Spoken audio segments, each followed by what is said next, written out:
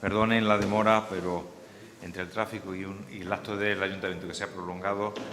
Pero bienvenidas y bienvenidos a este acto con motivo de la presentación de resultados de la Cátedra Extraordinaria de Filosofía Social de la Discriminación Corporal, por la importancia que ha tenido el desarrollo de estos resultados, como especialmente la colaboración con el Instituto de la Mujer del Ministerio de Igualdad, pues creo que pues pueden ser especialmente, que es lo que tiene que ser el conocimiento y cualquier estudio, de gran relevancia social. Así que, sin más, quiero darle la palabra a José Luis Moreno Pestaña, profesor de nuestra universidad y director de la cátedra. Muchísimas gracias, señor rector Pedro. Bueno, yo voy a presentar los resultados de... ¿Sí? Ahora, muchísimas gracias, señor rector, querido Pedro, señora subdirectora de Estudios y Cooperación del Ministerio de Igualdad. Voy a presentar los resultados de un trabajo colectivo y decir que es un trabajo colectivo quiere decir que muchas personas han cooperado en que hayan sido posibles estos 3 años de trabajo de investigación y de transferencia en torno a la filosofía social de la discriminación corporal. Como decía un filósofo, no un filósofo académico, pero sí un filósofo de pensamiento, es extremadamente difícil en las empresas colectivas separar los factores que han contribuido a ella y asignarle valores a cada uno de esos factores. De hecho, cuando uno de los factores se arroga un valor especial, lo que está haciendo es explotar la contribución del resto. Este filósofo era un obrero de formación, Pierre-Joseph Proudhon, y sin duda describe bien el hecho de que nosotros y nosotras no podríamos haber hecho nada sin la contribución, en primer lugar, de mis compañeros del Departamento de Filosofía. Veo aquí al director que me acompañó cuando presentamos el primer informe de la cátedra, Nestalí Villanueva, hoy director de la Unidad de Excelencia Filolat. Veo aquí a Víctor Fernández, actual director de nuestro departamento.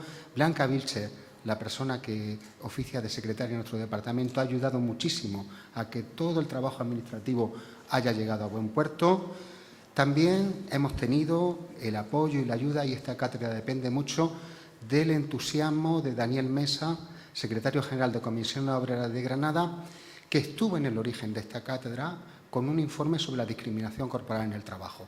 Sobre eso ya hablamos en otras cuestiones, pero hay que recordar que fue a raíz de la invitación de Daniel Mesa, de mi compañero y mi amigo Dani, para que explicara uno de mis libros en un taller sindical con delegados de empresa, con lo que surgió un informe sobre discriminación corporal en el trabajo que presentamos en su tiempo con Pilar Aranda, gracias al cual el Ministerio de Igualdad se interesó en nuestro trabajo y pusimos esta cátedra en funcionamiento.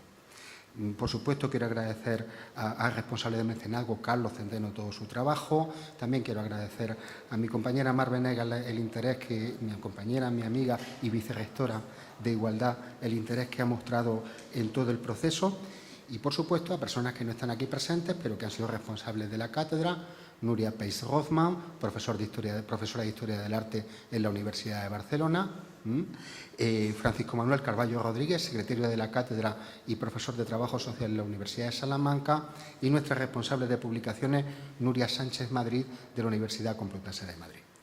Sin más dilación y disculpándome por si hay alguien a quien no he citado, quisiera exponeros muy brevemente cuáles son los resultados fundamentales de la cátedra y qué es lo que hemos hecho. Bien, yo creo que durante estos 2 años y medio, casi 3 años, hemos llevado adelante un ambicioso programa de investigación, pero también de transferencia. Esa transferencia ha ido unida a reuniones específicas con delegados sindicales y actores sociales interesados por los resultados de nuestra cátedra, resultados que hemos tenido que ir explicando a medida que lo íbamos analizando y que se han concretado en la reconstrucción de más de 115 trayectorias e historias de vida y en la realización de un importante análisis estadístico acerca de una de las dimensiones posibles de la discriminación corporal, que es la exigencia de una específica morfología. En este caso, el indicador que hemos escogido, recuperando y reactualizando datos que ya presenté yo por mi cuenta con un compañero en 2016 es el índice de masa corporal.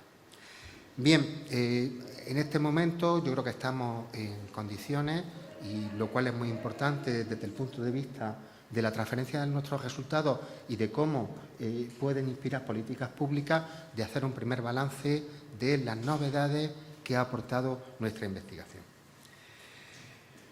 En términos de publicaciones, hemos intentado llevar una doble estrategia. En primer lugar, las publicaciones que se consideran publicaciones académicas de impacto. Por supuesto, estas tienen un proceso largo, y así debe ser, de evaluación y de discusión. En ese sentido, había poco que podíamos hacer con ellas. Lo que hemos intentado es generar un espacio permanente de conferencias y debates vinculados a la cátedra, que tienen en el blog que utilizamos como pantalla de nuestra intervención, y una columna en una revista, la Revista Común, donde íbamos introduciendo píldoras, cuestiones, problemas que nos encontrábamos en nuestra investigación y en las demandas que nos hacían las personas con las que discutíamos nuestros resultados.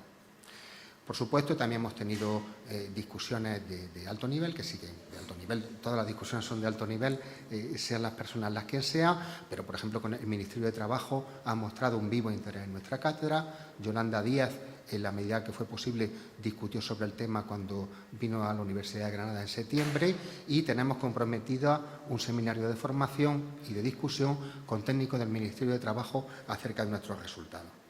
La cátedra se ha presentado en 2 espacios internacionales importantes, en el Colegio de España de la Ciudad Universitaria de París, con una asistencia enorme, donde había muchos colegas, muchos amigos y amigas jóvenes investigadores e investigadoras de diversas universidades. El Colegio de España acoge como residentes a personas con una alta cualificación, y en el Seminario de Teoría Crítica de la Universidad de Milán, donde digamos, la calidad de los interlocutores era también manifiesta, y donde pudimos debatir con un público internacional los resultados de lo que hemos hecho.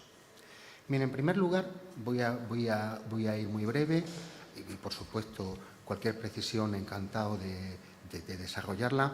En primer lugar, este trabajo empezó con un referente específico que se ha ido transformando, que es el papel de la delgadez, de la morfología corporal delgada, en las condiciones de acceso, permanencia y promoción en cada vez más sectores del mercado de trabajo. Es además el único dato que se puede captar estadísticamente, porque tenemos investigaciones importantísimas a nivel europeo acerca de cómo el índice de masa corporal se distribuye entre los diferentes grupos socioprofesionales. Esto tiene el valor que tiene. El trabajo cuantitativo siempre tiene que ir acompañado de acercamientos cualitativos, donde se describen de forma densa procesos que han dejado rastro, un rastro que puede captar la estadística, que pueden captar los datos, pero es interesante. Es interesante además los resultados que hemos tenido en una, digamos, recuperación de las nuevas encuestas europeas que hay acerca de salud, viendo que, en primer lugar, después de la pandemia, sobre todo, pero ya había una tendencia antes, la presencia de índice de masa corporal muy bajo en profesiones más masculinizadas es creciente. En ese sentido, un consejo que se nos dio desde el Ministerio de Igualdad, específicamente por parte de María Vázquez, que introdujéramos en la comparación siempre a hombres y mujeres, ha sido especialmente fructífero. Efectivamente, hay 2 cosas importantes. La extensión de índice de masa corporal bajo entre profesiones cualificadas de clase media alta, vamos a dejarlo así, profesiones vinculadas al derecho, profesiones vinculadas a la política, sobre eso hablaremos ahora también, profesiones vinculadas a la sanidad, profesiones vinculadas al arte, etcétera. En segundo lugar, la presencia, y eso es uno de los enigmas que estamos intentando resolver, como únicamente se puede resolver estos enigmas localizando gente y hablando, de profesiones hipermasculinizadas, vendedores en la calle, con índices de masa corporal muy bajos. Seguramente nos encontramos con riders. Siempre hay un misterio en cómo las categorías estadísticas captan a los grupos socioprofesionales, pero es algo nuevo. Es decir, tenemos por una parte lo que se puede interpretar fácilmente a partir también de nuestras entrevistas, como la extensión de una norma de delgadez cada vez más intensa en el ámbito de la universidad, en el ámbito de profesiones de representación pública, en el ámbito del derecho y en el ámbito de la sanidad en hombres, y por supuesto la intensificación de esa norma en mujeres. Esto no es, el índice de masa corporal es un índice muy pobre, aunque en él se reúnen muchas cuestiones. Por ejemplo, la apariencia vestimentaria está claramente vinculada con el índice de masa corporal, entre otras cosas porque cualquiera que vaya a una tienda de ropa ve que es uno de los espacios más exclusógenos que existe para la variedad de cuerpos, y hay mucho tipo de ropa que no va más allá de tallas extremadamente restrictivas. Bien, pero dicho esto, lo más importante es el trabajo cualitativo, en el cual hemos visto de nuevo sector de la sanidad, sector educativo con presencia fuerte de mujeres, índice de masa corporal muy bajo, en entrevistas referencias constantes, sobre todo, por ejemplo, en el campo de la sanidad privada y en el dominio heterogéneo de un mundo empresarial a caballo entre la sanidad y la estética, por ejemplo, en las clínicas dentales, pero no solo, en el cual la exigencia de normatividad corporal, la exigencia de ortodoxia corporal, la imposición del canon de belleza dominante para cada una de las trabajadoras es cada vez más exigente. Eso se modifica en los espacios donde, como siempre, el control sindical, la negociación colectiva está más presente. Por ejemplo, en el campo de la sanidad pública, en el cual, digamos, estas cuestiones son muy menores. Y encontramos, eso es algo muy importante en nuestra investigación, encontramos formas de salirse de esa norma, incluso de jugar con ella o de desobedecerla de manera evidente. Personas que manifiestan, digamos, tener comportamientos francamente heterodoxos o modelos corporales francamente heterodoxos en campos en los cuales están protegidos por sus competencias técnicas y por la presencia de la negociación colectiva. Ese aspecto es muy importante, tanto en hombres como en mujeres. ¿Por qué? Porque voy ahora a un aspecto de nuestra investigación. Esta cátedra se llama Filosofía Social de la Discriminación Corporal. Discriminación es un gran término, digamos, nuestro rector lo sabe estupendamente, que procede, digamos, de la lucha de lo que se conoce como las revoluciones burguesas contra el feudalismo, el fin de la discriminación, el fin de las barreras estamentales. Fue el centro de las grandes revoluciones francesa y americana. Pero discriminación es un término analíticamente muy complejo. ¿Qué significa discriminación? Discriminación puede significar exclusión, discriminación máxima. Las personas simplemente se les expulsa. Pero discriminación también puede significar relegación. Las personas encuentran que su trayectoria se ve abocada a lugares, posiciones que creían no merecer y en las cuales se encuentran de manera arbitraria. También puede suceder que sea un retraso, muy parecido a lo que experimentan muchas mujeres en sus trayectorias socioprofesionales. Pero discriminación tiene un problema aún más importante. Siendo un término moderno, hay algo que no capta bien y que es la parte, podríamos decir, más dificultosa del análisis de lo que nosotros estudiamos. ¿Qué es lo que no capta bien? El compromiso ambivalente que las personas tienen con las normas que se les imponen. Cómo las personas se encuentran en situaciones en las cuales pueden verse en un momento dado agraciadas al serles reconocida una cualidad, pero pasando el tiempo pueden considerar que aquello que aportan gracias a esa cualidad es físicamente agotador, porque requiere un mantenimiento enorme, milita contra las propias tendencias del cuerpo biológico de la mayoría de las personas, intelectualmente angustioso y moralmente también. Esa situación en la cual una persona a la vez sufre algo pero también recibe algo, ha sido el centro de otro concepto importantísimo en nuestra modernidad, que es el concepto de explotación.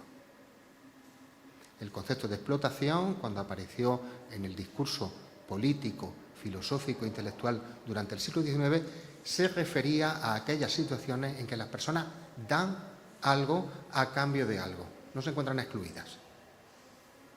Y en esa situación hacen contabilidad, hacen balance de cuánto aportan y cuánto reciben.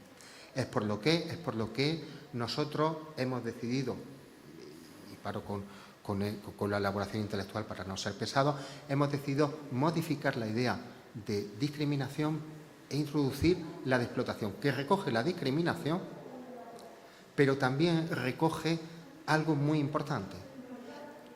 ¿A qué consienten las personas? ¿Con qué información? Y cómo ese consentimiento se va modificando a medida que el tiempo va pasando. Yo me siento extremadamente contento o contenta de ser reconocido como alguien que trabaja en una tienda de moda, en un despacho de abogados famoso por sus cualidades estéticas. Andando el tiempo, eso me consume un trabajo, una energía y me aboca a situaciones extremadamente desagradables. Se va modificando. ¿Por qué? Porque hay un contrato que se parece un poco al contrato que firmó Dorian Gray con el diablo. No sabía bien las condiciones. De hecho, Oscar Wilde capta perfectamente lo que podemos encontrar en muchas entrevistas que hemos hecho. Bien, creemos que hay encontramos dos tipos de explotación fundamentales. Una explotación económica, en la cual las personas sufren bajos salarios, condiciones precarias y desgaste físico, que alcanza su culminación, esa explotación económica, cuando se combina con exigencias de normatividad estética o de otro tipo que consumen un tiempo enorme. De hecho, algo que hemos encontrado que nos ha sorprendido muchísimo y que forma parte, digamos, de los datos que más nos gustan es una especie, decir éxodo es exagerado, pero una especie de tendencia entre muchas personas que prefieren oficios descualificados en el mercado de trabajo, por ejemplo, cajeras de supermercado, antes que responsables de venta en una tienda de ropa. El desgaste físico es mejor que el desgaste físico y el desgaste cultural a la vez en torno a tu propio cuerpo. Eso es algo interesantísimo. El abandono, digamos, de oficios más cualificados por oficios más proletarios, donde las formas de imposición son de un tipo, no son de dos tipos. Bien, en ese sentido encontramos, lo cual no es una novedad, pero es interesante decirlo, trabajos con explotación económica y cultural en el comercio y la hostelería, insisto, siempre sin negociación colectiva y malas condiciones laborales, en los que al esfuerzo físico se une el peso de la estética y la presión de la clientela. Esta cuestión de la presión de la clientela es fundamental porque saca el debate de los agentes vinculados a los trabajadores, agentes sindicales y a los empresarios. Y tiene que ver con el modo en que el consumo de la ciudadanía introduce un tipo de práctica de presión que es relativamente incontrolable, incluso cuando los empresarios están comprometidos en otro sentido.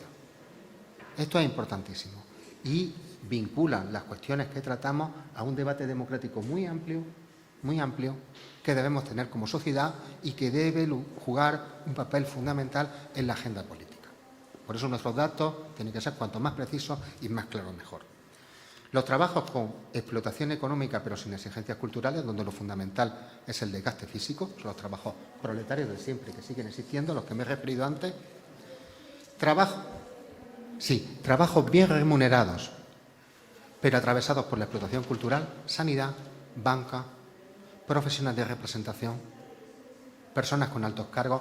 Tenemos varias entrevistas escalofriantes de experiencias de mujeres en la política nacional, la exigencia de expresión estética brutal que sufren y cómo eso se gestiona bajo formas relativamente patológicas, es decir, bajo la manera de entrada y salida en situaciones de trastornos alimentarios, psicológicos y de muchos tipos. En eso, digamos, nuestro trabajo de campo ha dado un rendimiento enorme. Son esos lugares donde personas en condiciones de cualificación reconocida, de empleos prestigiosos, sin embargo, son incapaces de atenerse a la norma corporal que se les impone. Y luego lugares con buenas condiciones de trabajo, donde están claras cuáles son las funciones de cada uno, lugares donde no hay explotación ninguna. Son también lugares que hay que decirlo.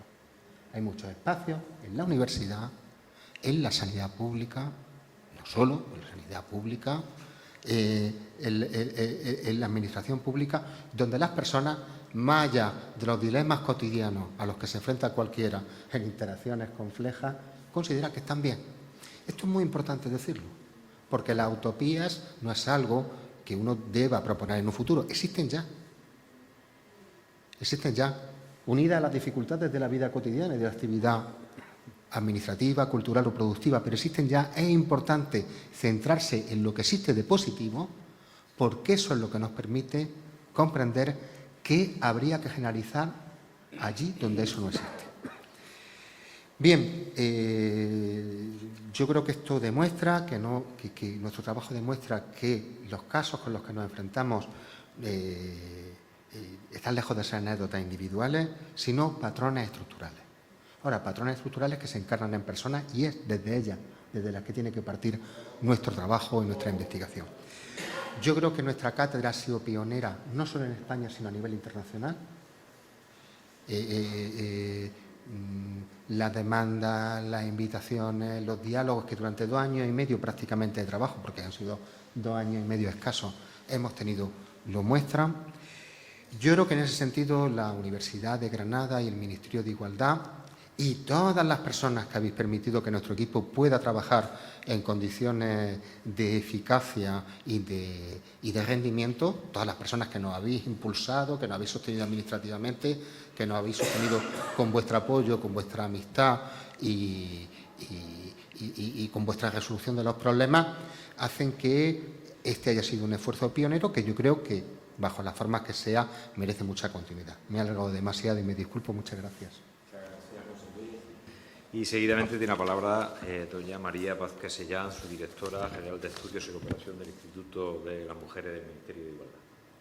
María. Muchas gracias, excelentísimo rector, apreciado director de la cátedra. Buenos días a todas las personas que nos acompañáis aquí. En primer lugar, bueno, para mí es un honor, en nombre del Instituto de las Mujeres, estar acompañándonos en este acto de presentación de algunas de las conclusiones de 2 años y medio de mucho trabajo y mucho esfuerzo, de una iniciativa que desde el Instituto de las Mujeres no dudamos en apostar en 2022. Pero yo creo que este proyecto de investigación, como bien ha dicho el director de la cátedra, es mucho más allá, porque se une la universidad pública, proyecto de investigación y políticas de igualdad. Y cuando todo eso se aúna, está claro que los resultados van en la buena dirección.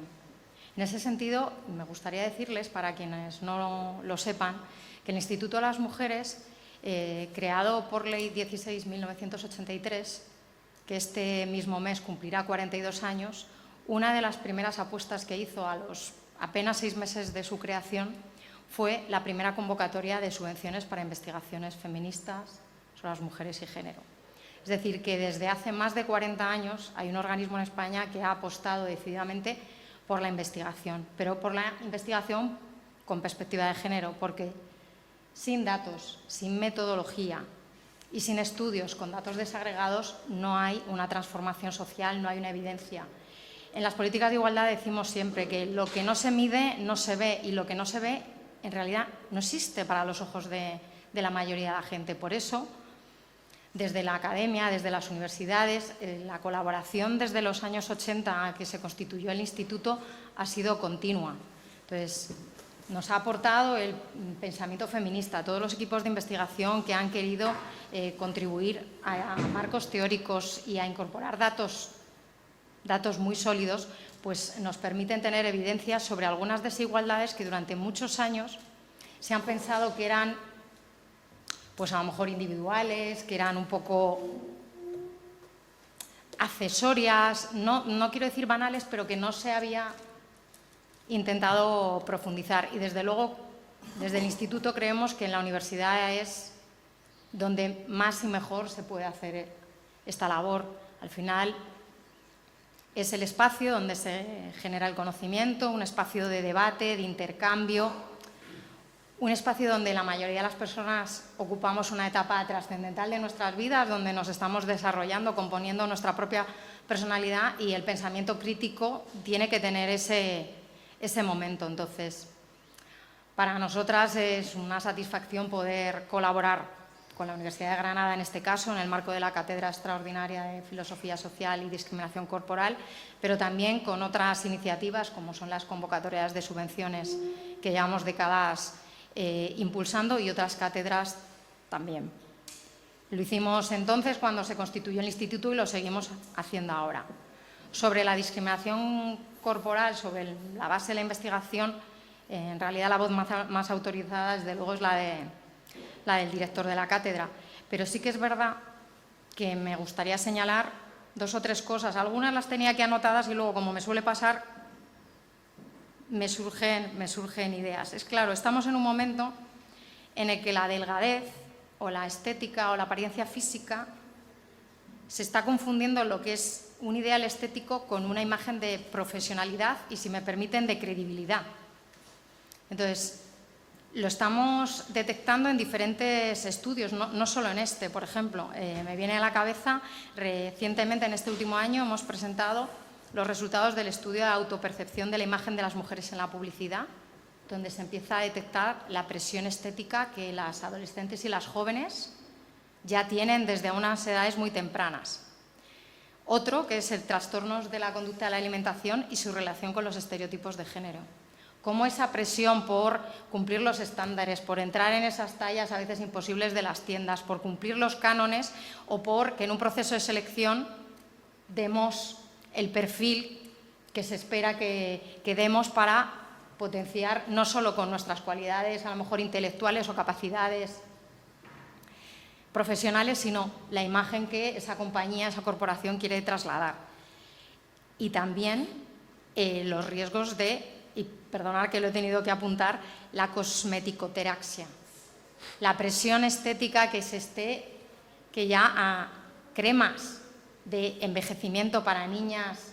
Es decir, creo que si estamos hablando que la presión estética es cada vez mayor, también creo que tendríamos que analizar que empezamos no a una edad en la que de acceso al mercado del trabajo, no cuando las mujeres ya por nuestra propia edad, nuestra morfología corporal va cambiando, cuando procesos hormonales cambian tu cuerpo, no, y que uno quiere seguir entrando en ese canon o en ese estatus que nos han dicho que es el que hay que cumplir. Es que estamos empezando a generar una presión a unas edades que yo creo que tienen unos riesgos, evidentemente, de salud médica, de salud física, indudablemente, pero desde luego, como bien ha señalado el director de la cátedra, de salud mental.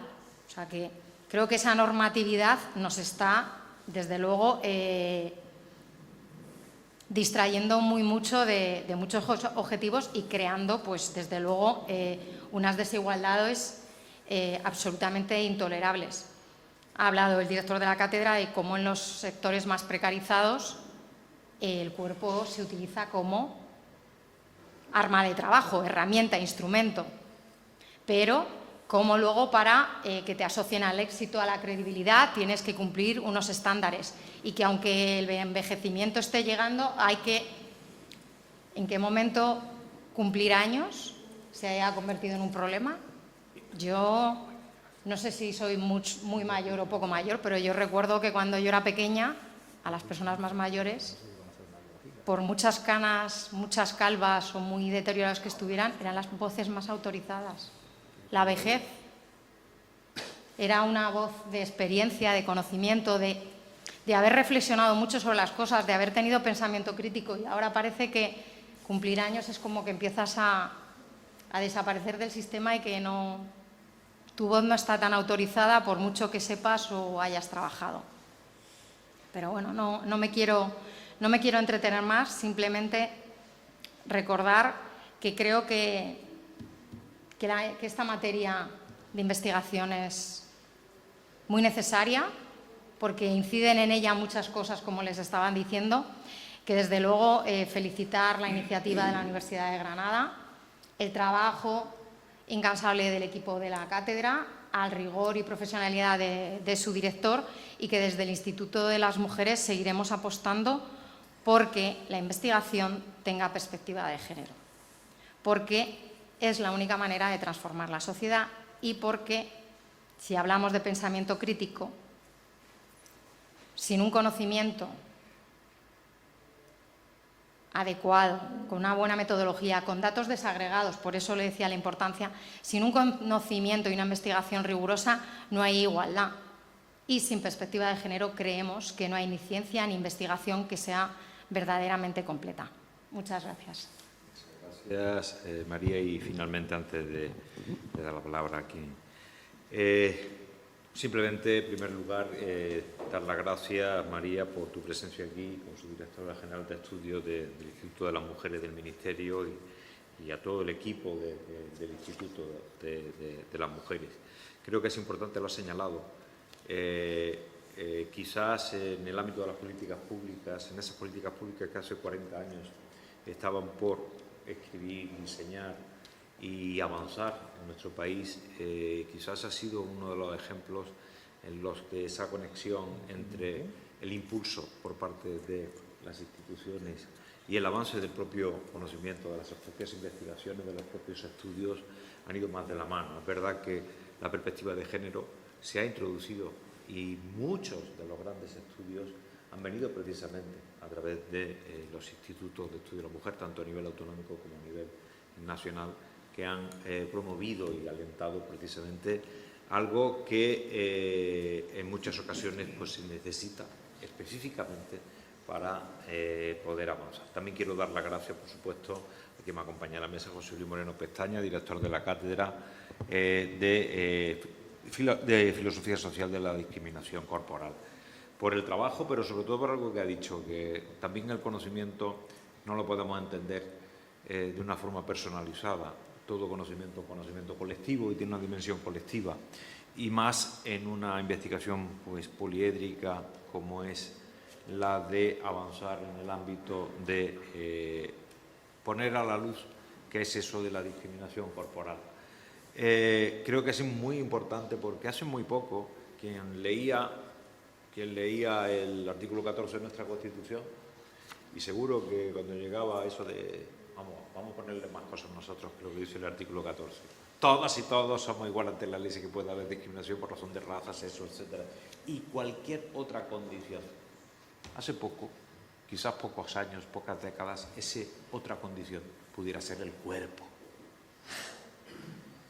Quizás no imaginábamos que el cuerpo iba a ser uno de los condicionantes de que hoy pueda ser un factor de discriminación de las políticas de igualdad, de empleo.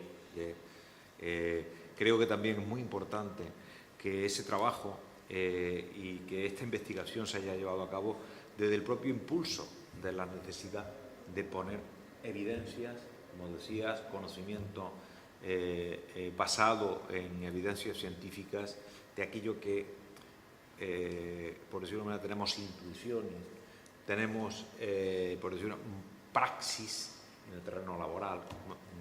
Daniel, muchísimas gracias por estar aquí, secretario general de Comisiones Obreras de Granada, porque precisamente a lo mejor del terreno, de lo que es el día a día, en todos los ámbitos y los sectores laborales, percibimos aquello que son nuevas discriminaciones, nuevas formas de explotación, nuevas formas de estar en el propio trabajo y factores que eran invisibles y que de nuevo se hacen visibles. Por eso quiero dar las gracias a todo el equipo de la cátedra, también al soporte que desde la universidad pues se da, y quiero saludar a tu departamento, José Luis, pero a más personas, Nestalí, al nuevo director, a todas las personas que están aquí, Dani García, que bueno, son personas reconocidas precisamente por algo, María, que yo te voy a contar, y es que precisamente este es un estudio basado en un soporte empírico muy importante, en un soporte estadístico muy importante, en un soporte de entrevista, en un soporte sociológico, en un soporte, pero al mismo tiempo hecho desde lo más profundo de la reflexión filosófica, del pensamiento crítico, de las nuevas visiones, de que pueden aportar precisamente una cosa que a lo mejor no lo dan solo ni que exclusivamente los datos, que es dónde hay que mirar, qué es lo que tenemos que encontrar, cuál es el dato al que le tenemos que dar el significante y el significado, que es en muchas ocasiones la orientación de la propia teoría, del propio pensamiento. Yo creo que ahí pues contamos en la Universidad de Granada con el lujo de contar con grupos de investigación, desde la Unidad de Excelencia de Filosofía Aplicada o del Filolab, como en general en todos los ámbitos en los que podemos incidir en lo que yo decía al principio. Al fin y al cabo, esto no es una cuestión de metodología de investigación que al final se pueda traducir en la presentación de un artículo, de un libro, de una monografía, sino en poner a vuestro servicio y especialmente a quien tenga que tomar decisiones en el ámbito público, pues el conocimiento, los datos, las evidencias y los estudios que avalan una realidad y al mismo tiempo que nos permiten establecer las sendas que puedan corregir precisamente esas discriminaciones. Por eso creo que hay que congratularse de hacer bien a lo que estamos llamando ya nuestra obligación, que es proporcionar conocimiento crítico de la propia sociedad, allí dar luz, allí donde posiblemente, cuando digo luz no es iluminar, estoy hablando en el término más Foucaultiano es decir, hacer ver que allí donde hay una práctica lo que hay es una norma y ya estamos normalizando eso que ahora el cuerpo lo normalizamos, lo disciplinamos y la disciplina del propio cuerpo para, por decirlo de una manera, decir que es lo normal y que es lo no normal. Quizás ahí es donde todavía pues es necesario, repito, pues esa necesidad del pensamiento crítico precisamente para aportar desde además la evidencia los resultados de una investigación que sobre todo tiene que ser hacer visible lo que en muchas ocasiones ya el pensamiento feminista, por ejemplo, o lo que ha sido el enfoque de la igualdad de género ha mostrado en múltiples ámbitos, que cosas que estaban invisibilizadas, que no eran visibles, pues puedan hacerse visibles y que se hagan visibles con los datos de la propia evidencia científica y del soporte del conocimiento y de la investigación.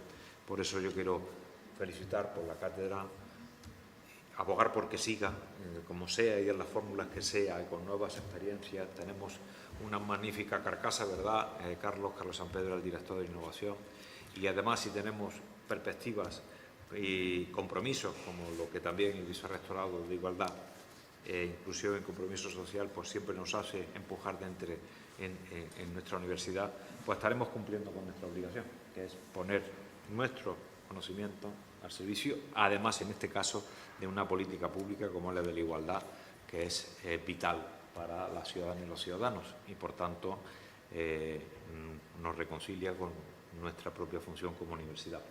Así que muchísimas gracias a todos los que lo habéis hecho posible, lo hacéis posible y esperemos que podamos seguir haciendo posible desde la universidad. No sé si tenemos algún comentario, y si no, pues repito, muchísimas gracias, enhorabuena por la investigación y a ponerlo, sobre todo, a sacarle el máximo provecho social. Así que, muy buenas tardes.